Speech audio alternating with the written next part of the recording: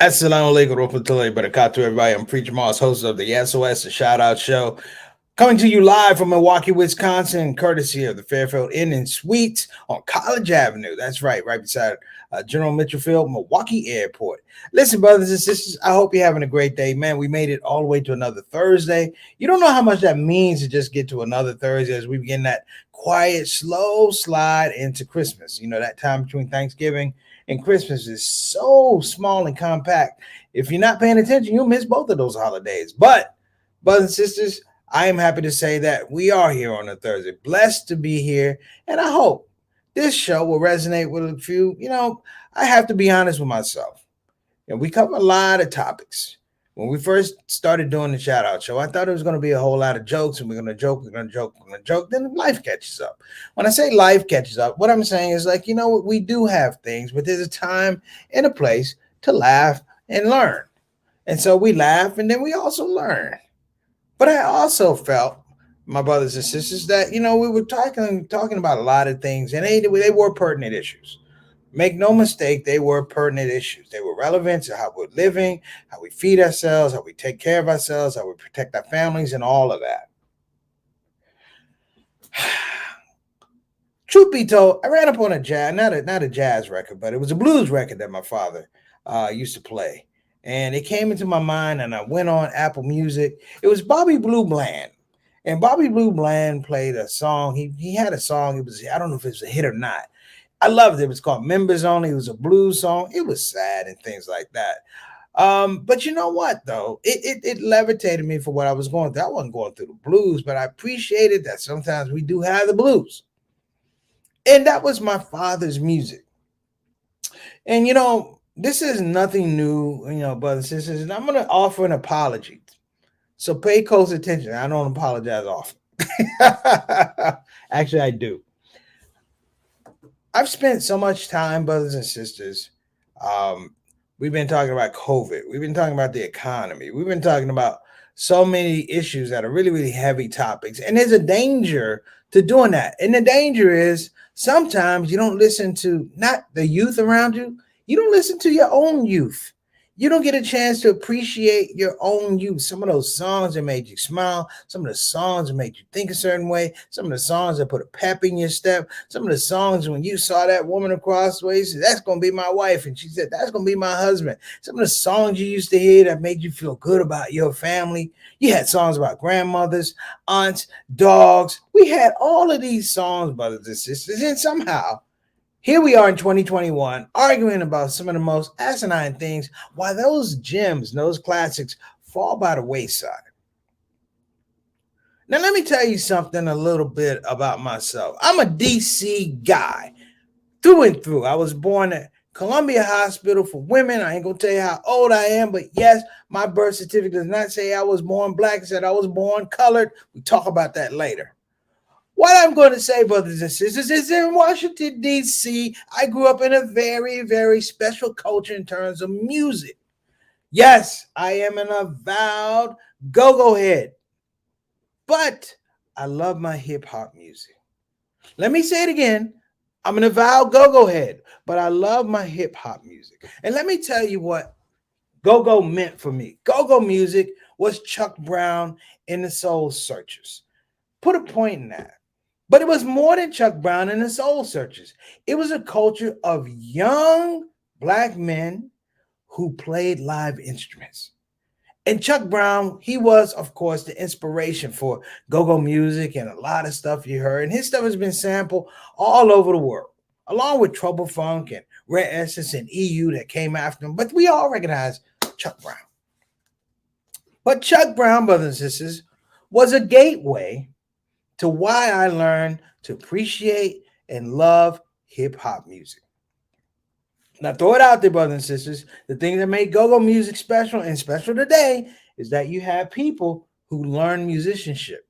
Not just musicianship, we're talking about choreography, things like that. All that stuff has gone to the past. You know, you don't see that type of finesse anymore. On stage, it happens. We move from style to style. And of course, you know, corporations get into it. And all of a sudden the dancers cost too much, the choreographers cost too much. We don't need a drummer. We got a drum machine. And it ferrets out itself. But what I'm going to say today is I want to apologize to some of the guys out there in hip hop today because honestly, I don't listen to you. I don't have a Drake album. I ain't got a Kanye West album after Late Registration. I don't have a Jay-Z album past the Blueprint. I don't have it because honestly, I stopped listening. I stopped listening. Now, here's the thing, brothers and sisters. I stopped listening, but it didn't mean that that music wasn't good, that music didn't mean things to other people. This is me, my own selfish self-interest. You hear what I'm saying? But I want to take the day out to enjoy the music. And I'm going to enjoy and talk about some of the music that I heard. And we only have 30 minutes. I understand that. And I want you to feel free to talk about the music that you heard. So don't just sit in the comment section thinking, I'm going to listen to preach. You ain't going to listen to me. Listen to yourselves. Go in your own playbook in your mind or your playlist in your mind and pull out some of the music that you enjoy. Today, brothers and sisters, we're going to be talking about hip hop. When it was meaningful. You know when it was meaningful? Because it was meaningful to me. That's the theme today. Preacher Moss talking about hip hop on the Shout Out Show. Let's get it started. Hi.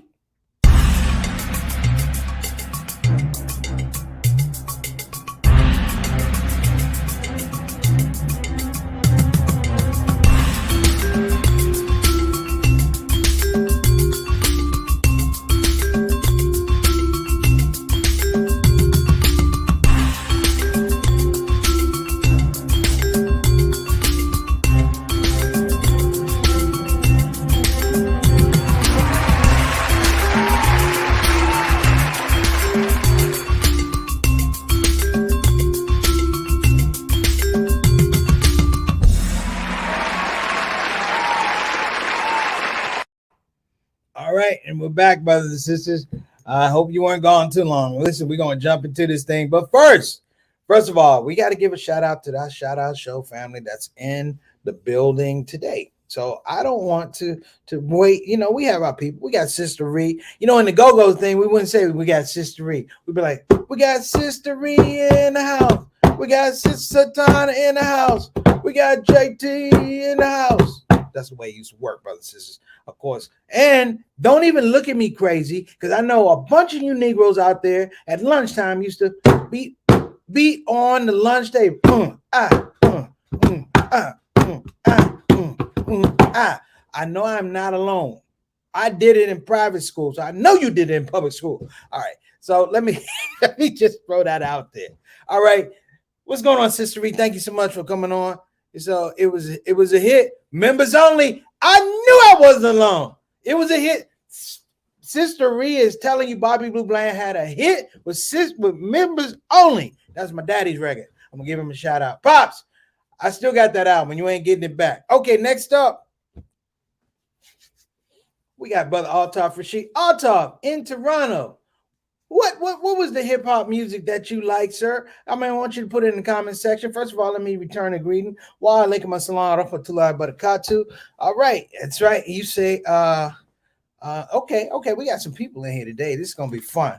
Altaf, we appreciate you coming, man. He's our Canadian ambassador from Toronto, Mr. Straight Up, Straight Down, Mr. 6 o'clock, making sure that the quality of the show is good on this side of the border and that side of the border. Thanks so much. Next up, we got Sister. Where's your husband at? No, I'm just kidding. How you doing, Sister Sonia? We appreciate you.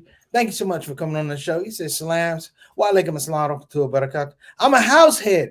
I want to talk about house, but I think we need a whole show to talk about house because Satana is smiling. I'm gonna tell you about house. When I came from DC to Milwaukee and house music was playing, this is like 84. I was confused. This is why I was confused. It wasn't a repetition of music. It's like, where's the band? Why don't they have a band? Because we came out of that space, had to have a band. Okay, you from Chicago? I respected Frankie Knuckles and all that stuff. Frankie Knuckles had some good stuff. Tent City, you know, I know a little something. Sister Sonia. I'm not up here talking out of the side of my neck. I know about that house music. House music all night long. House music all night long. Yeah, I am a lover of old school jazz. Yes, Sister Sonia, you have a permanent spot on the shout out show because you are a lover of old school jazz, not smooth jazz, old school jazz. Thank you so much, Sister Sonia. Next up, what we got? Eric. In DC, we don't say the word Eric. In DC, we say Irk. So probably for the rest of your life, when you come on the shout out show, I'm gonna be like, "What's up, Irk?" Everybody, Eric Carter on the show. Walaikum assalam to about a brother. Hope you're having a great day. Thank you for tuning in. We got Sister Tana. What we got here? We got Adam Khan. Adam, what's going on, baby? Where you been, man? Did you just get out? No, I'm just kidding, man. We appreciate you on the show. Coming all the way from Toronto. Not Toronto, but outside of Toronto. Brother, good to see you, man. Give my salams to your family. Walaikum assalam. Miss you on the spot. Thank you so much. Next up, we got Sister Ika. She's throwing out there the early Juma Mubarak. That's right, they're 12 hours ahead of us. What's going on, Sister Ika? Walaikum assalam. Welcome to the platform. We appreciate you. Shout out to you and your family. Next up, Samir, where you been, man? Samir, all the way from Kansas City, my main man. I hope you've been working on that script. Brothers and sisters, Samir is working on a script on the theme of Tupac Shakur. Mike, I mean, it's gonna be good, man. I hope you get it out there, brother. I'm looking forward to reading your work and your art. Brother Samir, thank you so much for coming. Next up, what's the world without brother Bilal Salahuddin? What's going on, beloved? Thank you so much for making it on the show. Walaikum assalam rahmatullahi wa barakatuh. Appreciate you, man. Jump into this conversation about hip hop. I'm gonna kick it off in a minute. Next up, all right. Now my mother's on the show, so my hip hop had passed you by a long time ago. Outside of Call Tyrone. Okay. My mom said we had the blue light in the basement. You had brought the show to a screeching halt because people do not know what the blue light in the basement was. That's when they call slow dancing, brothers and sisters, that belly rubbing music. All right. At the blue light. My mom was like one of the best dancers. Her and her friend D, they were like the top dancers at Howard and all that type of stuff. So, Mom, we appreciate you coming. I'm gonna talk about you in a minute, and I'm gonna give a little preference about this hip hop thing. Okay, next up, the Blueprint was hot. The Blueprint album was hot. Yeah, I like Hard Knock Life. It's a Hard Knock Life. Yeah, I love that song. Just I did that, mix it with Annie. I'm not gonna lie, I liked it. That's the way it goes. All right.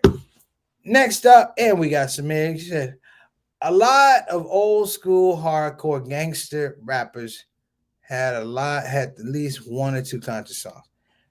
You know what? There's a thing to it. There's a theme to hardcore rappers, gangster rap, and I've been hard on it. I was particularly hard on it when I was in the mix of it. I was hearing it for the first time. So we're gonna get to this, and we can't forget, of course, this is Satana, who is working the 1 and 2s on the production. Thanks so much, Sister Tana. We appreciate you. Jersey house music. Now, I ain't never heard no Jersey house music. I guess I need to listen to some. Sister Tana, I know you have some, and all of us Muslims got some haram house music someplace. That's all I'm saying. We all got some haram house music. All right, so let me get into this. Here's where it starts for me.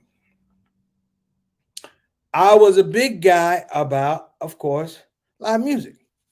Now, through the miracle of iPhone, I'm going to play for you the thing that made me love live music a lot. I mean, outside of jazz. It was 2 words, Chuck Brown and the band, the Soul Searchers. So in 1979, while going to school, my mother was taking me to school, and I would every once in a while I get to operate the radio. My mother used to listen to WTOP news in the morning, so you never even got to go anywhere, right? So here's the song, brothers and sisters, that had me ready to go. You ready?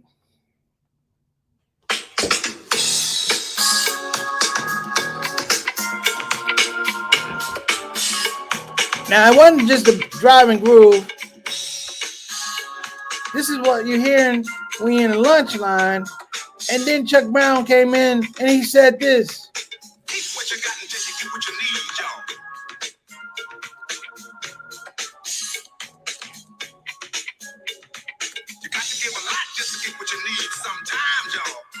let me tell y'all something. I don't mind. I don't care how old you are. But when you hear busting loose, you're going to get up out of that. Now, that was 1979.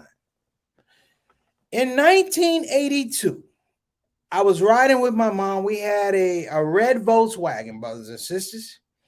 And again, I'm listening to the radio. Now, this is how old I am. This is when you basically only had AM radio.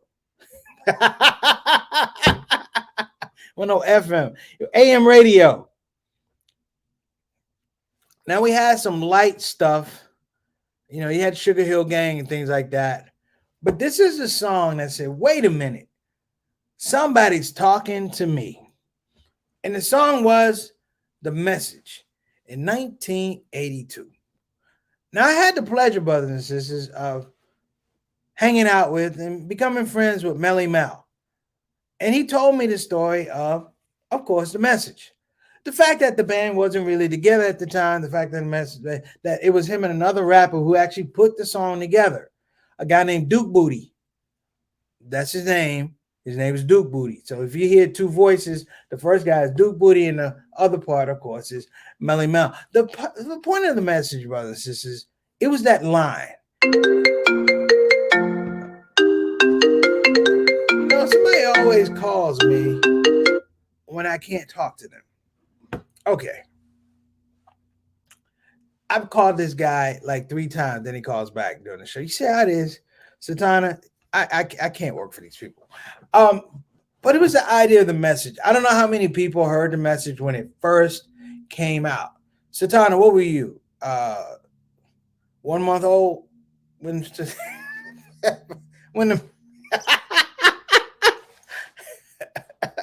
Satana was 15 minutes old when she heard the message. But I heard the message when of course I was in middle school, headed to high school. And the beautiful thing about the message was it began to be a precursor of the time. I have to say this. My mom did not like the message. That it's like a jungle time. It's making me wonder why I keep from going under. She hated that. And because she hated it, I loved it. I said, this is the right music for me. My mama can't stand it. It's no curse words. It's no profanity. It's like, But it spoke to me. And I have to say this, brothers and sisters. And all the things that are going on around right now, I said you had to celebrate. I would ask everybody, what was the music that you listened to that you really, really liked? You know, the message cued me for what essentially was the Reagan years. We were living the Reagan years. So anybody that does any kind of music knows that when the Reagan years came out, there's a period from, of course, the message, and it did move into gangster rap. Because if you did 8 years of Ronald Reagan politics, voodoo economics, and all those type of things, and watching your community change, hear me though, watching your community change, it was like, this was it. And then you had the love of music. Here's the thing sometimes that bothers me about hip hop now. It's so hard. It's so this. It's like, do you have fun? do you have fun? What's wrong with another DJ Jazzy Jeff and the Fresh Prince Summertime? Remember that? Summertime. I don't know what the other song. You had Summertime. Of course, you had, you had so many people you had. Remember, you had guys, brothers and sisters, you would argue about their rap style and their rap flows. Who was better, Big Daddy Kane or Kool Moe Dee? Look at the people I'm bringing up. Big Daddy Kane, Kool Moe Dee. We got something here from Adam. Let's go ahead and post some of this stuff. My mama says, don't cut me short. I like it's getting hot in here. And I'm hip to DMX. No. Satana, why you put this up here? My mom was joking. She said she thought I was getting inappropriate. She said, boy, you getting X-ray. Not X-rated, X-ray.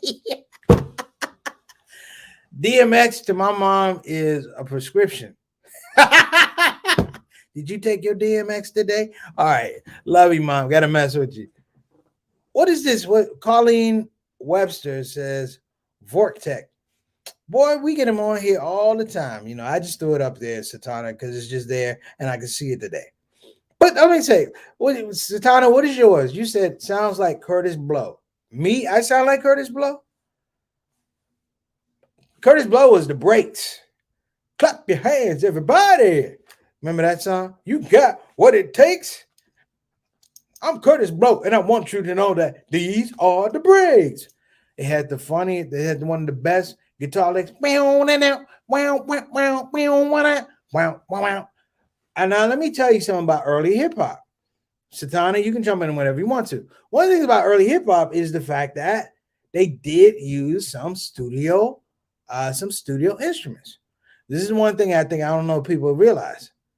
Houdini, one of the best groups ever, a lot of Houdini's music was made where? Overseas in the UK. They were huge over in the UK, but they made a lot of the hits that you like. Funky Beat, Funky Beat, you got, oh my gosh, Friends, 5 Minutes of Funk, you got the Big Mouth. They were made overseas, so it was already international. What you got for us, Sister Tom? Hey there, assalamu alaikum warahmatullahi wabarakatuh, everyone, and welcome. So yeah, this is a great topic. We need to put Adam's comment up here. He said his favorite lyrics of all time is Hotel, Motel, Holiday Inn. Okay, yes. You didn't do the rest of it, though. No, if your girl stop acting up, then you think I was like, marriage counseling. They doing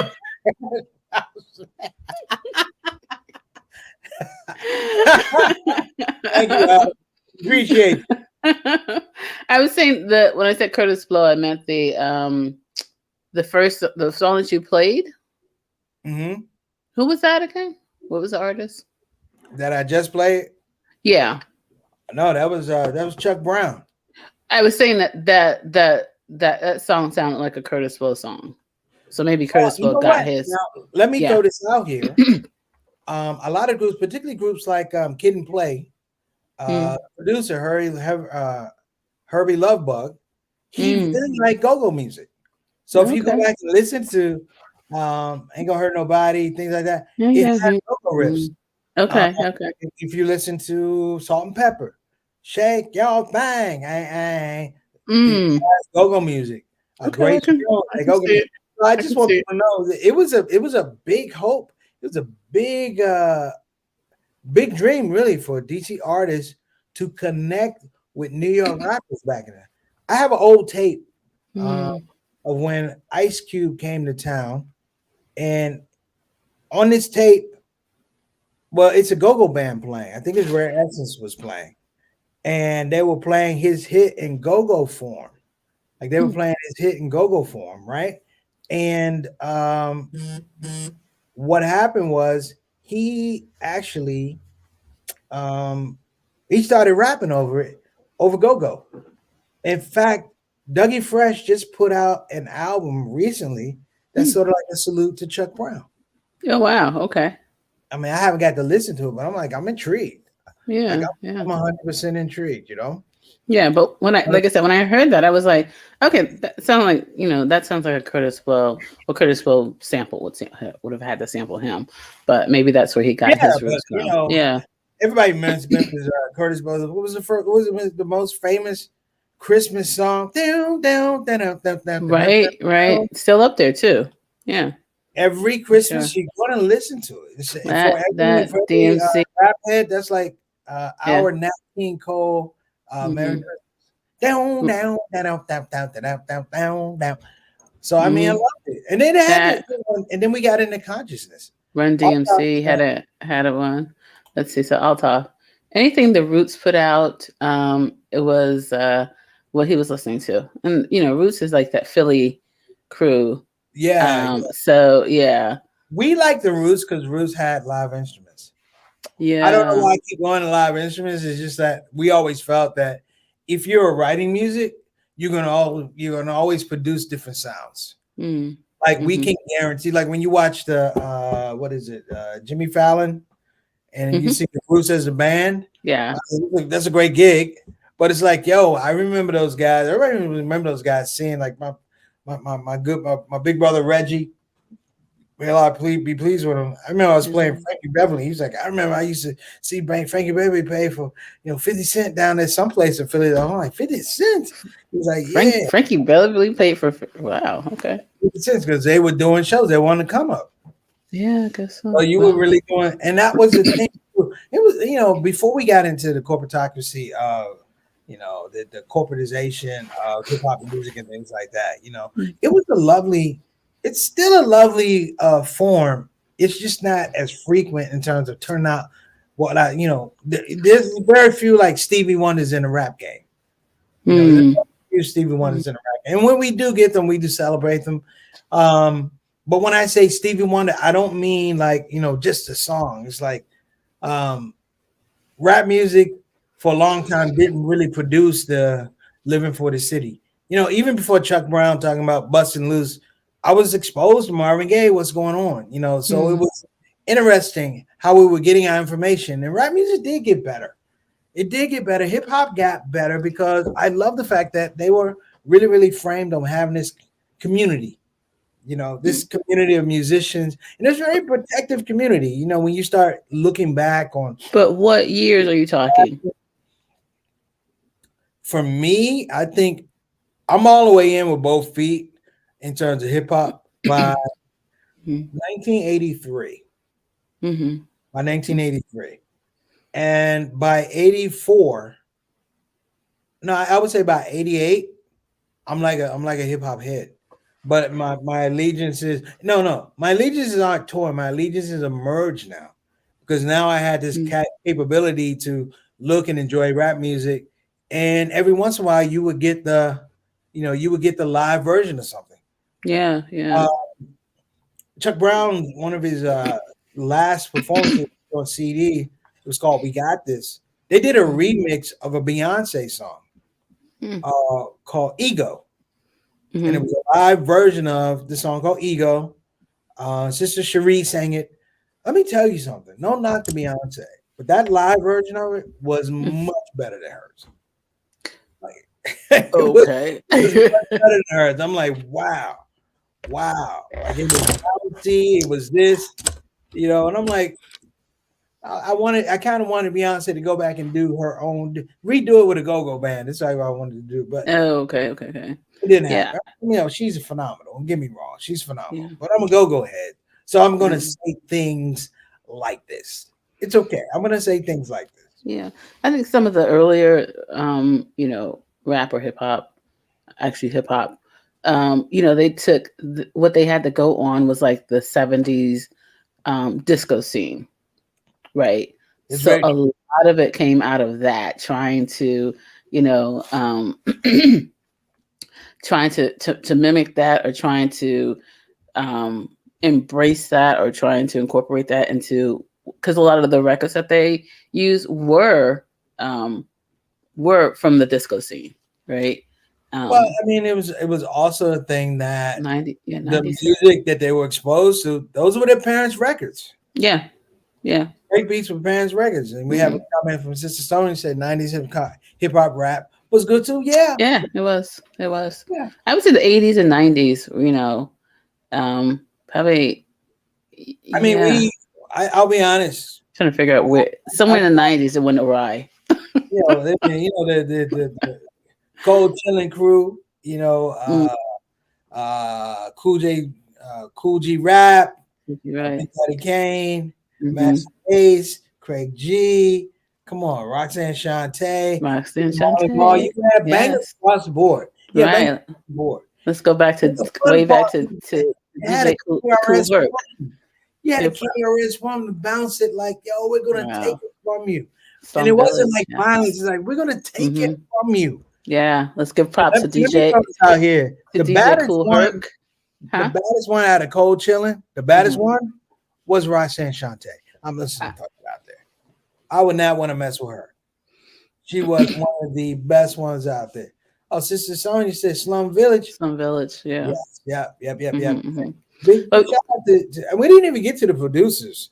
Like But I'm before we get to that, let's give it to the one who the father of it all, DJ Cool Herc. Let's just put DJ that Cool. let's put that on the table, before we go into this. But Well, yeah. I was gonna do that, and Mm-hmm. I'm glad you brought it up. Like we talked yesterday briefly. We have a shout out, get some love to our dearly departed brother, Gregory Tate. He was Mm-hmm. that music critic that saw it begin. He was that music guy that saw it begin and chronology. He made a chronology of it that we can all access. Sure. Mm-hmm. And I'm gonna throw this out here too. Hip hop. Um, Hip hop also gave some space to live. It began to reintroduce live music because they started working with rock bands. Hearing Public Enemy work with Anthrax. Yeah. What is DMC this did. all about? And I'm like, Yeah.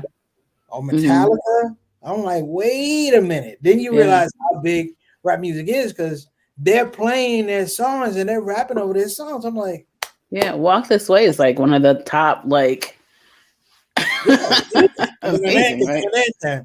and on Mm-hmm. its own merits, Walk This Way is a killer song. Sure. Like Absolutely.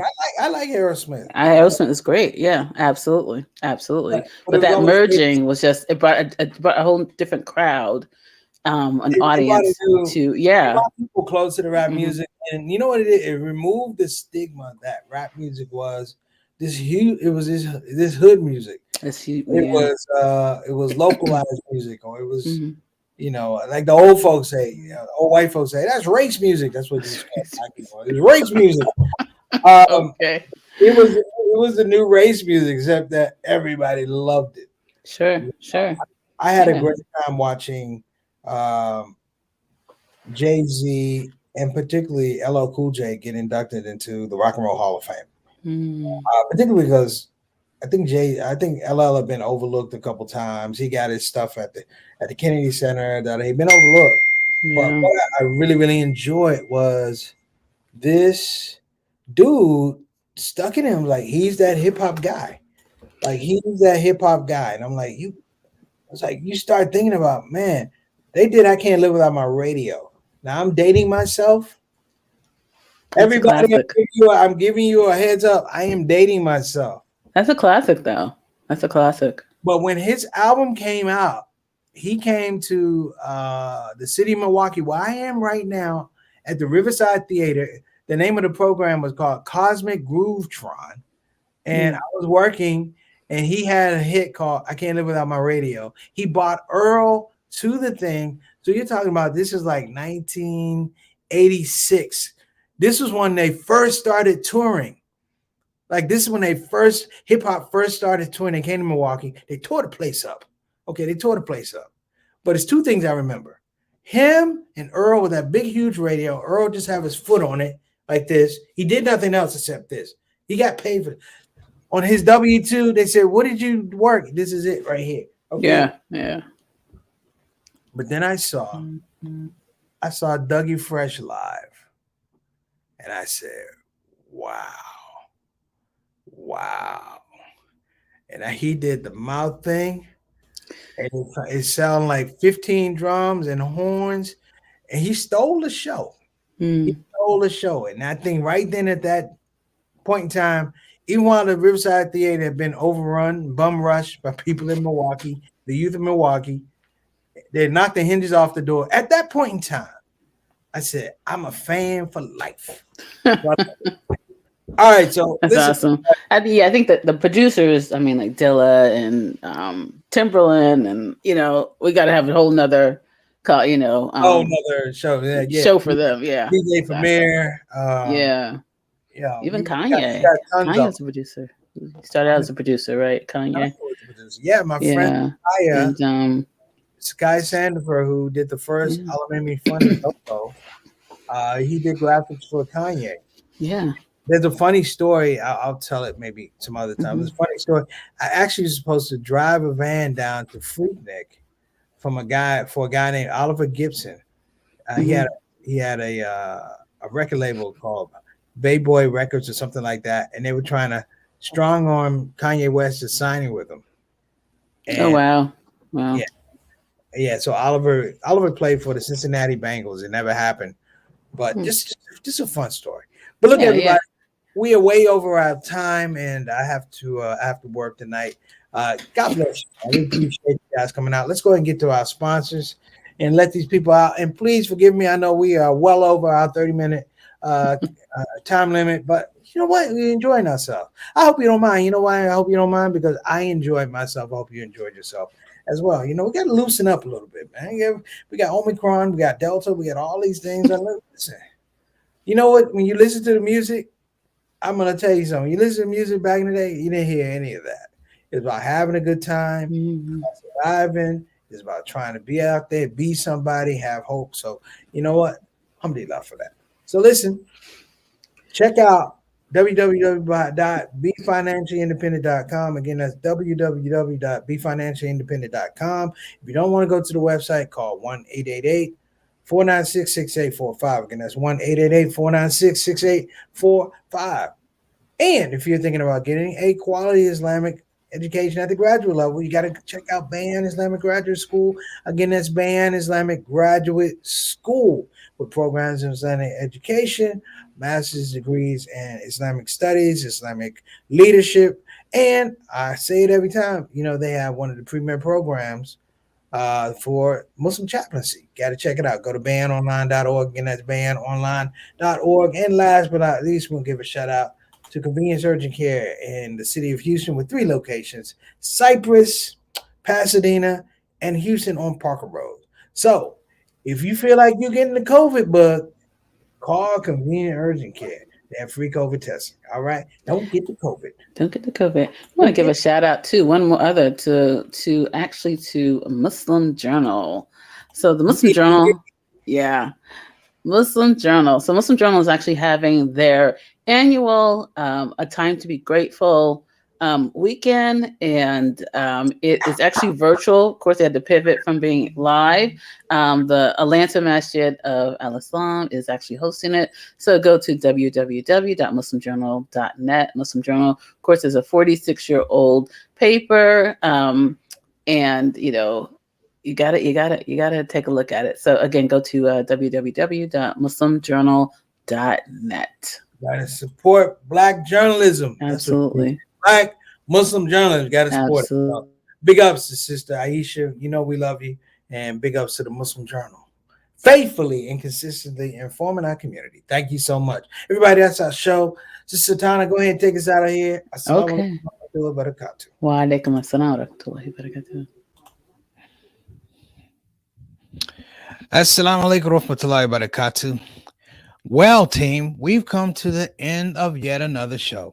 And I have to say, I had a good time, and I hope that you had a good time as well. Listen, at this part of the show, we have no more show. I could literally sing a song saying we have no more show. However, to spare all of us that embarrassment and chaos, I'm just going to say, please join us tomorrow here on the Shout Out Show, Monday through Thursdays, and every first Saturday, we do our Saturday Spotlight. Here we are again, 5 to 5:30 on the Central Time. And of course, we're going to do our rebroadcast at 8 o'clock Central, 9 o'clock p.m. And of course, that would be 6 o'clock on the West Coast. So, time for you to go because it's time for me to go. I think I will do that song. Thank you for coming to the show. Thank you for coming to the show. That's all the lyrics I wrote. But you get the idea. See you tomorrow. Assalamu alaikum. Shout out.